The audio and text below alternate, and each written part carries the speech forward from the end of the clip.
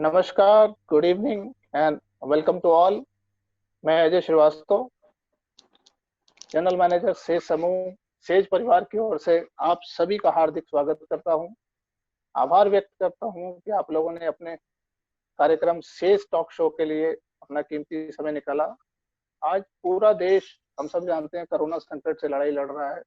हमारा ये जो वर्चुअल टॉक शो है, ये हमने आप लोगों के लिए ही कंडक्ट किया है, जिसमें हम आपके इन सभी प्रश्नों के उत्तर हमारे जो पैनलिस्ट हैं, जो मेंबर्स हैं इस पैनल में, 3 मेंबर्स हमने इस पैनल में लिए हैं जो इंडस्ट्री टाइकून्स हैं, अपने अपने क्षेत्र में जो महारत रखते हैं, जो रियल एस्टेट से हैं, बैंकिंग से हैं और रियल एस्टेट से जुड़े कई लीगल विषयों के एक्सपर्ट हैं। तो मैं स्वागत करना चाहूंगा श्री रुपेश गोरखे जी का, जो अग्रवाल, फिर वो आगे इंट्रोडक्शन चलेगा, जो अग्रवाल कंस्ट्रक्शन कंपनी में वाइस प्रेसिडेंट हैं। इंडियन इंडस्ट्री का 20 साल का एक्सपोजर है। साथ ही मैं स्वागत करूंगा हमारे लीगल एडवाइजर श्री अनुराग श्रीवास्तव जी का, जो रियल एस्टेट से जुड़े लीगल मामलों के वरिष्ठ जानकार हैं। मैं स्वागत करना चाहूंगा हमारे बीच बैंकर हैं श्री निखिल करोड़िया जी, जो कि रिटेल हाउसिंग लॉ के अच्छे जानकार हैं। मेंबर्स, आइए हम इस प्रोग्राम की शुरुआत करें। शुरुआत में हमारे पैनलिस्ट में सबसे पहले जो हमारे सदस्य हैं, हमारे वरिष्ठ प्रॉपर्टी कंसल्टेंट जो वाइस प्रेसिडेंट हैं अग्रवाल कंस्ट्रक्शन कंपनी में, रुपेश जी से मैं ये प्रश्न करना चाहूंगा। रुपेश जी, लॉकडाउन के इस रियल एस्टेट इंडस्ट्री को आप कैसा मानते हैं, कैसे देखते हैं आप इस लॉकडाउन को?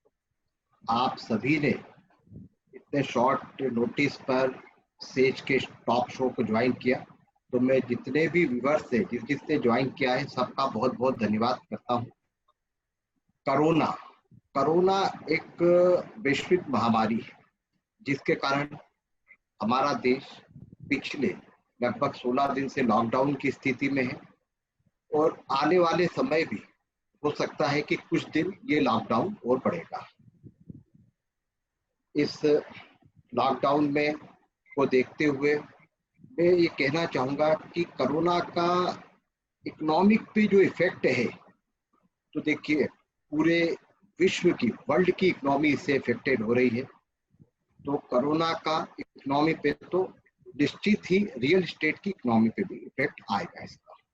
देखिए, क्योंकि रियल एस्टेट, इसके नाम में ही रियल शब्द जुड़ा हुआ है। रियल का मतलब वास्तविक, यहाँ पे कोई भी काल्पनिक चीज नहीं है। तो जो वास्तविक होता, जो रियल एस्टेट है, ये थोड़ा बहुत टाइम जरूर सफर करेगा, लेकिन आने वाला समय इसका बहुत ही अच्छा है। और इसके लिए मैं आपको कुछ एक उदाहरण देना चाहूँगा कि आज सुबह ही आपने दैनिक भास्कर में देखा होगा कि जो फ्रंट लाइन है, कि हमारे प्राइम मिनिस्टर ने भी कहा है कि भारत महाशक्ति बनने की ओर बढ़ रहा है। आप विश्वास करेंगे, हमारे जो सीएमडी सर हैं, वो आज से लगभग 15 दिन पहले इस बात को कह चुके थे कि कहीं न कहीं भारत आर्थिक रूप से महाशक्ति बनने की तरफ आगे बढ़ता जा रहा है। इसी उस पर्याय में अभी मैंने बीच में एक टॉक शो वेबिनार अटेंड किया था रियल एस्टेट के जाने माने डेवलपर हीरा नंदानी जी का। उनका भी ये कहना था कि कोरोना का जो इफेक्ट है, ये हो सकता है कि मई या जून तक रहे, उसके बाद इकोनॉमी में एकदम बहुत अच्छा चेंज आएगा और इकोनॉमी बहुत मतलब अच्छे पॉजिटिव मोड में आगे बढ़ने लग जाएगी। तो कोरोना का जो इफेक्ट है, ये कुछ टाइम बाद हमारे देश से पूरा चला जाएगा और आने वाला समय रियल एस्टेट के लिए, डेवलपर्स के लिए, सभी के लिए बहुत अच्छा समय आने वाला है। इवन कस्टमर के लिए भी बहुत अच्छा समय आएगा। शुक्रिया रुपेश सर। सेक्टर जो है इस लॉकडाउन कर अपने कस्टमर्स को लेकर कैसे सपोर्ट कर रहा है? मैं अगर देखूं तो अभी पीछे ईएमआई को लेकर कुछ अनाउंसमेंट आए, ऑनलाइन प्रोसेसिंग को लेके भी कुछ अनाउंसमेंट बीच में कुछ बैंक्स के गए थे। तो मैं चाहूंगा कि आप इसको थोड़ा सा एलोबरेट करें, ताकि जो हमारे कस्टमर्स हैं, जो आपको सुन रहे हैं, वो और कैसे इन सर्विसेज का बेहतर तरीके से फायदा उठा सकते हैं। प्लीज। देखिए, बेहतर सर्विसेज का, जैसे हमारे साथ में नितिन जी भी हैं HDFC बैंक से, अभी कुछ दिनों पहले मेरी इनसे चर्चा हो रही थी, बात हो रही थी, तो इन्होंने मुझे बताया कि HDFC ने भी पूरा प्रोसेस सैंक्शन का पूरा 100% ऑनलाइन कर दिया है। तो आज की कंडीशन में भी, लॉकडाउन में भी कोई अगर कस्टमर चाहता है तो अपना ऑनलाइन लोन सैंक्शन के लिए दे सकता है। ऑनलाइन ही उसकी सब चीजें हो जाएगी, लोन सैंक्शन हो जाएगा, इवन डिसबर्समेंट तक की भी वो लोग पूरी इसमें कोशिश कर रहे हैं। अनुराग जी, मैं हम ये मान लें कि अब जो रेरा आने के कारण कस्टमर्स के लिए बहुत सुविधाजनक हो गया है, बहुत ट्रांसपेरेंसी हो गई है। दूसरा मेरा पूछना यह था कि जो डॉक्यूमेंट्स की आप बात कर रहे हैं, हम लोग जो बात कर रहे हैं कि ये सारे डॉक्यूमेंट जो हैं वो पोर्टल पे अवेलेबल हैं। हाँ, रेरा में आपको सारी परमिशन वहाँ अपलोड से करनी कस्टमर पड़ती जो है है। इनका एक्सेस इजीली ले सकता है। तो क्या ये हाँ।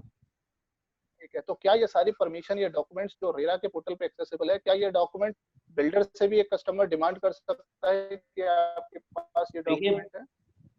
फैक्ट ये है कि किसी प्रोजेक्ट का कोई भी डॉक्यूमेंट है, छोटे से छोटी परमिशन और बड़े से बड़ी permission, first required permission layout की, वो जैसी है वैसी प्रमोटर को रेरा को प्रोवाइड करनी है। तो रेरा की वेबसाइट में किसी प्रोजेक्ट को लेकर के जो भी डॉक्यूमेंट्स अपलोडेड हैं, जो आपको एक सिंगल क्लिक पे वहां पे कस्टमर को दिख जाते हैं, वो फाइनल डॉक्यूमेंट्स हैं। उसके लिए आपको बार बार हर डॉक्यूमेंट के लिए आपको प्रमोटर से मांगने की जरूरत नहीं है, क्योंकि प्रमोटर कोई भी चीज ना तो रेरा अथॉरिटी से छुपा सकता है, ना गलत इंफॉर्मेशन दे सकता है। जो डॉक्यूमेंट्स है वैसे ही डॉक्यूमेंट्स रेरा की साइट पे अपलोड होंगे। रेरा अथॉरिटी रीजनेबल ग्राउंड्स पे कंसिडर करके कि डिले क्यों हुआ है, क्या रीजंस हैं, उसको 1 साल के लिए तो बढ़ा सकती है। 1 साल के लिए उसमें रेरा अथॉरिटी को पावर्स हैं कि जो भी एंड डेट, सपोजिंगली किसी ने एंड डेट अपनी दिसंबर 2020 डिक्लेयर करी होगी, तो अगर वो रीजनेबल कॉस्ट शो करता है तो 1 साल तक उसको एक्सटेंशन मिल सकता है। 1 साल के बाद रेरा एक्ट में, तो act is silent, but Bombay high court का एक जजमेंट है जिसमें उन्होंने बोला है कि केस टू केस बेसिस पे 1 साल के बाद भी रेरा अथॉरिटी कुछ एक्सटेंशन ग्रांट कर सकती है। ये तो एज पर एक्ट है कि 1 साल तक का उसको लिमिटेशन मिला हुआ। इसके अलावा आप किसी भी एग्रीमेंट में जाएंगे, किसी भी फील्ड से रिलेटेड एग्रीमेंट है, तो उसमें एक आप पाएंगे रेरा एग्रीमेंट में भी एक फोर्स मेजोर क्लॉज होता है। फोर्स मेजोर यानी कोई एक पार्टी है जो किसी पर्टिकुलर सर्कमस्टेंसेस में कंपेल्ड है कि वो काम ही नहीं कर सकती। वो एक्ट ऑफ गॉड हो सकता है, जैसे कोरोना वायरस का फैलना एक एक्ट ऑफ गॉड है, उसमें किसी का कंट्रोल नहीं है, वो अब फैल रहा है और उसके कारण गवर्नमेंट को लॉकडाउन डिक्लेयर करना पड़ा। तो आप जब फोर्स मेजोर क्लॉज पढ़ेंगे तो वहां पे ये भी होगा कि एक्ट ऑफ गॉड के कारण कोई प्रमोटर काम नहीं कर पाया, या फिर उसके बाद ये भी लिखा होगा किसी गवर्नमेंट ऑर्डर के कारण वो काम नहीं कर पाया। तो ये सेंट्रल गवर्नमेंट ने लॉकडाउन डिक्लेयर किया, लॉकडाउन डिक्लेयर किया है। और लॉकडाउन भी इसलिए है कि आप वहां पे, आपको सोशल डिस्टेंसिंग मेंटेन करनी है, तो हम लेबर्स भी नहीं अपॉइंट कर सकते। How customer can take advantage of 3-month monitoring period? Is this automatic or there is some procedure to adopt? तो जो भी हमारे कस्टमर्स हैं जो मोरेटोरियम पीरियड ऑप्ट करना चाह रहे हैं, उन्हें एक सिंपल रिक्वेस्ट देनी रहेगी। ये रिक्वेस्ट ऑनलाइन दे सकते हैं, बैंक की वेबसाइट पे दे सकते हैं, या जिस भी इंस्टीट्यूशन से लोन चल रहा है उनकी वेबसाइट पे यह सुविधा उपलब्ध है कि वो ऑनलाइन अप्लाई करके इसमें ले सकते हैं। अगर जो ब्रांचेस खुली हुई हैं बैंक्स की, वहां पे रिहाई रिटर्न एप्लीकेशन पे भी उनको ये सुविधा प्राप्त हो जाएगी। ये ऑटोमेटिक नहीं है, ये आरबीआई ने जो इंस्ट्रक्शंस हैं उसमें वो इस तरह के हैं कि कस्टमर जो ऑप्ट करना चाह रहा है सिर्फ उन्हीं के लिए है, ये सभी के लिए नहीं है। तो जो ऑप्ट करना चाह रहे हैं कस्टमर, उनको रिक्वेस्ट करना पड़ेगा इसमें। मेरा प्रश्न है आपसे कि क्या लॉकडाउन के बाद प्रॉपर्टी के रेट्स में कुछ फर्क नीचे जाएंगे या एज इट इज रहेंगे, या कुछ और सिनेरियो आने वाला है आगे लॉकडाउन के बाद?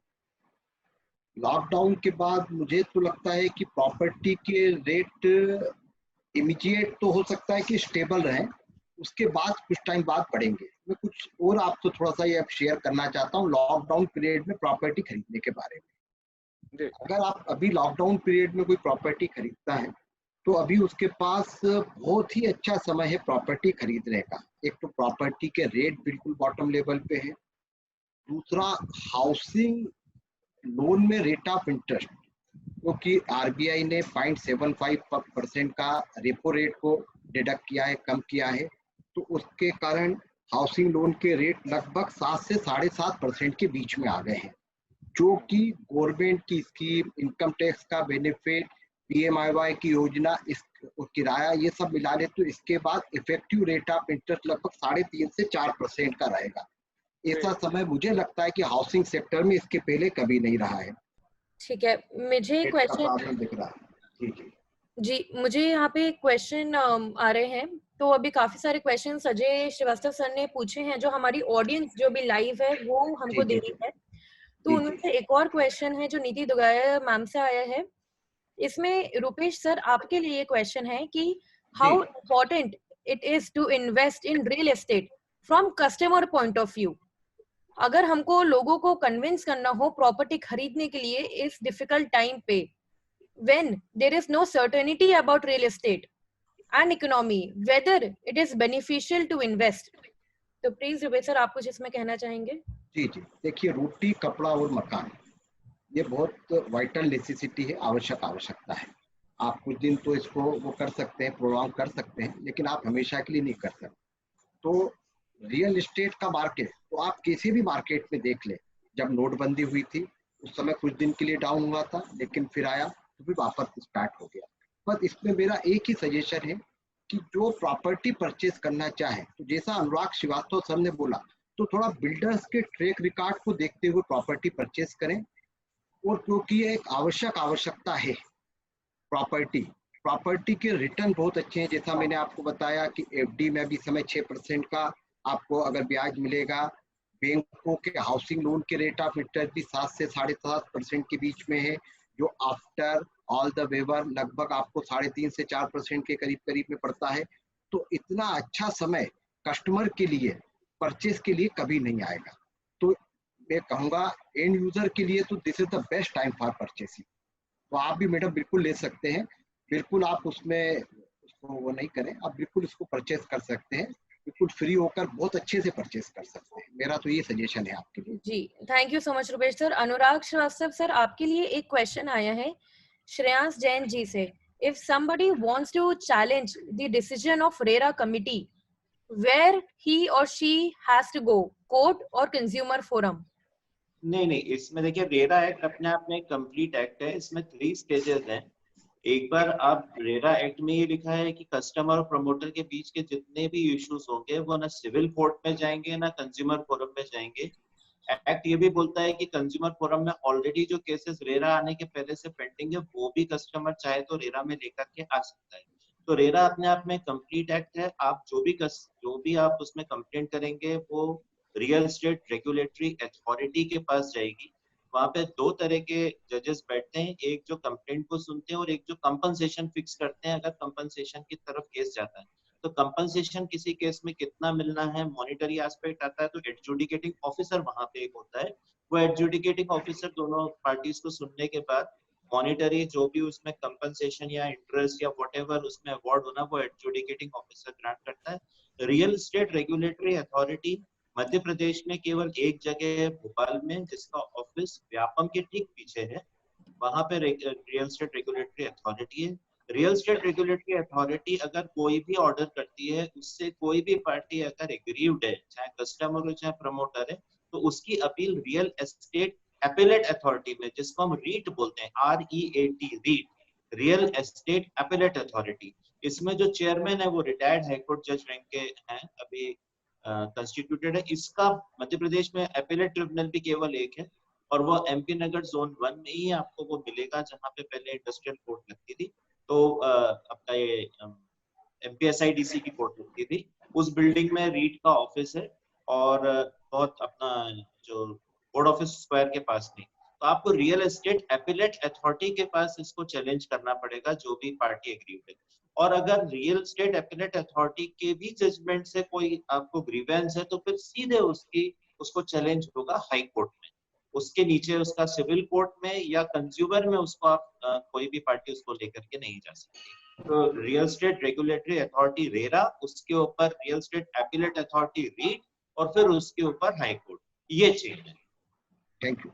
बिल्कुल, थैंक यू सर। एक हमारे एक और ऑडियंस से क्वेश्चन आए हैं, फिर से रियल एस्टेट रुपेश सर आपके से मैं पूछना चाहूंगी।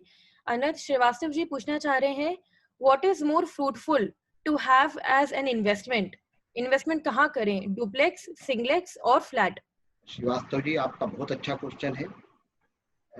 देखिए, जो आप इन्वेस्टमेंट है, सबसे अच्छा इन्वेस्टमेंट तो ये माना जाता है कि जिसमें आपको जो आपकी इनकम है, पैसा है, वो उसका आपका रिटर्न बहुत फास्ट मिले। तो मुझे लगता है सबसे फास्ट रिटर्न प्लॉट में मिलता है, फिर उसके बाद डुप्लेक्स में मिलता है, फिर फ्लैट में मिलता है। तो प्लॉट में पैसा लगाना सबसे अच्छा है कि आप प्लॉट परचेज करें, उसमें आपको रिटर्न सबसे फास्ट मिलता है। Thank you so much. हमको पता भी नहीं चला टाइम कैसे गिर गया, 50 मिनट हो चुके हैं इस हमको Thank सेशन you. पे। आप लोग, हमारे पास 3 बहुत बेहतरीन इंडस्ट्री एक्सपर्ट्स ने हमको ज्वाइन करा अपने स्केड्यूल में से निकाल के। अभी भी हमको पता है कि लोग, ये तीनों पर्सनली मैं जानती हूँ, घर से बहुत सबसे जुड़ के बात कर रहे हैं, काम कर रहे हैं। So thank you Rupesh sir, Anurag ji and Nikhil Karodia sir, हमको आज इस प्लेटफॉर्म पे ज्वाइन करने के लिए और इतनी अच्छे, इतनी सिंपल वे में नॉलेज देने के लिए।